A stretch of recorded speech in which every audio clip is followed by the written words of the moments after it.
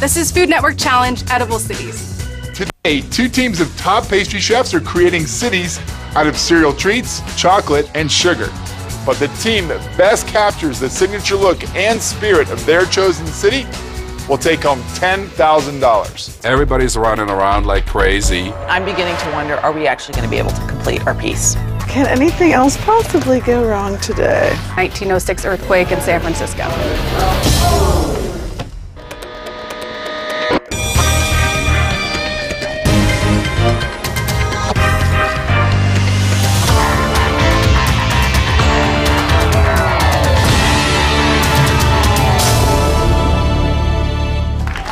Welcome to Food Network Challenge, Edible Cities. Now they say that Rome wasn't built in a day. Well, today at Challenge, we want to prove that old adage wrong. We've asked 2 teams of pastry chefs to create a cityscape out of rice cereal treats, chocolate, and sugar.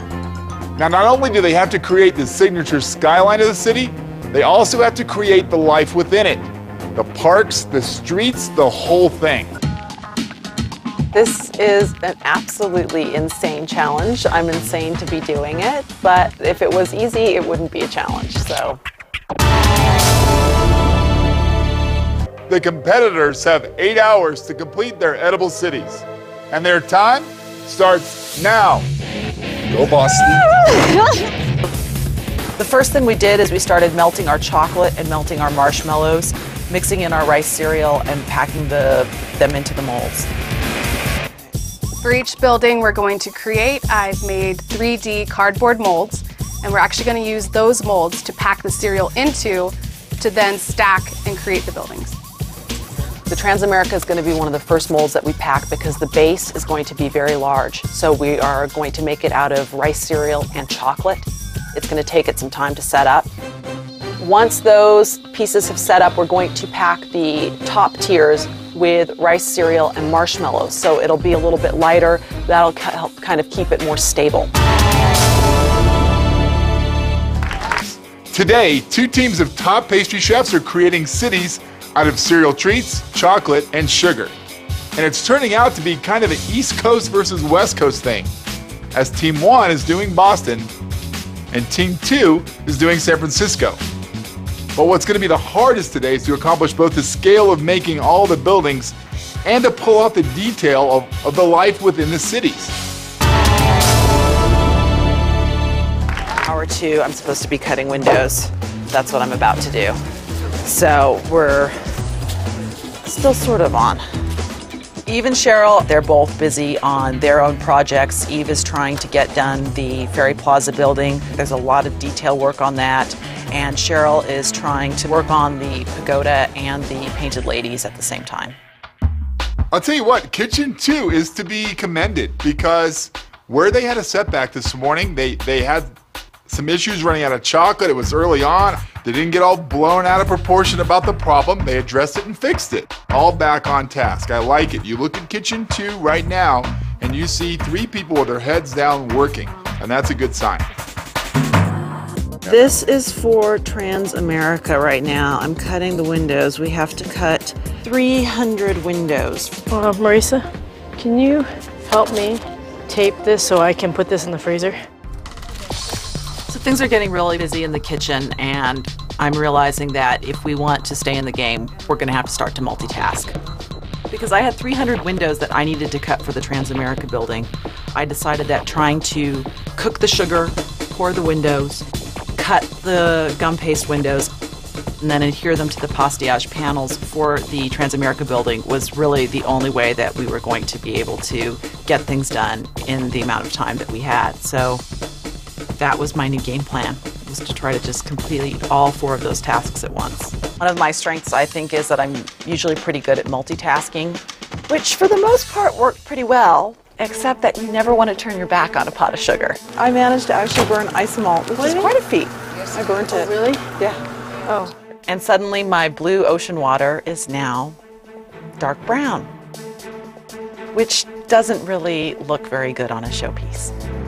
And it looked like bilge water, not even swamp water. Oh, can anything else possibly go wrong today? I'm making gum paste people, and then they have to be clothed. Although in San Francisco, you never know. Not everyone is clothed. Jess and I were kind of in the, the mental setting of, let's finish. At the end, we'll put the people in. I didn't know they had the Tower of Pisa in San Francisco. I look over there finally, and I see a building that just looks like the Tower of Pisa. And I'm going like, I used to live there, and I don't remember that. If there's like a replica, is it new? It's been years, but is there a new building I don't know about it? Or is it just crooked? Let me just cut these.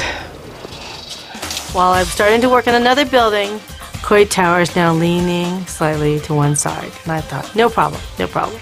It'll be okay. The real Coit Tower actually leans to one side, so not gonna worry about it. Oh, What happened? Coit Tower just fell. Ooh, that wasn't good. Why did that happen?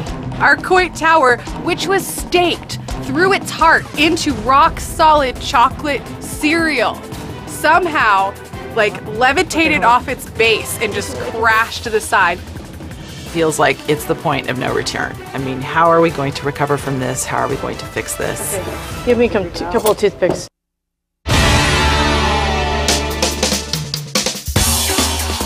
The Tower of Coit collapses. How are we going to recover from this? How are we going to fix this? Our building toppling over close to the end. Disaster. We have a little bit over an hour left, and we basically have a board that is 5.5 feet of pretty much bare board. Just stop for 1 second. Just stop for 1 second. Take a look at this and figure out. We still have over an hour. We've got a lot of pieces that could still go on this board. So let's cut our losses here and figure out what we want to do and what we want to focus on. Let's focus on how can we best use our time. Let's set up a game plan right now and make every second of that time count. Here, clear off the space. Clear off the top of this. I'll roll the fondant. You guys put it on. We can do this. I was working with a team of really accomplished chefs, and I knew that if we rallied, we could get it done.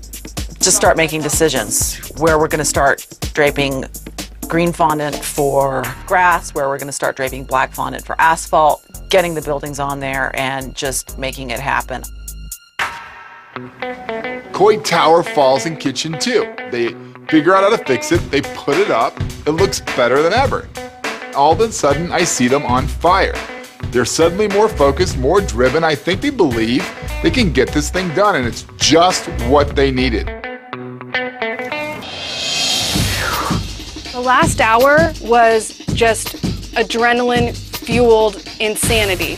I don't even know what I had my hands on, but it was flying everywhere. And we were reaching, it was like a game of Twister, because we're reaching around buildings, over each other. I was like, I see a spot behind Cheryl, Gumby arm.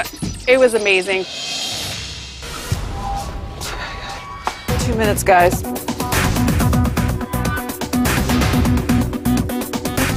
Just last shot, throw it on, step back, hands up, we're done. Yeah. We're coming to the end of Edible Cities Challenge. Competitors, stop your work. You guys. Team 2, time to move your Edible City to the judges' table, please. This was the toughest challenge I have ever done. I mean, this day was my toughest day as a chef. I mean, it pushed me like I didn't know I could be pushed. I mean, it was tough. Okay. Yeah, that's a huge piece. They got it done, though. Good job. Wow. So as you can see, the Edible Cities are on the judging table, but we're not done yet. Welcome, Team Marisa. Let's start off by saying challenge is really challenging. But you guys came here today and you did a great job with the rice cereal treats. Some of the best that we've seen on challenge before, and it was a very innovative approach, so I really have to applaud you for that.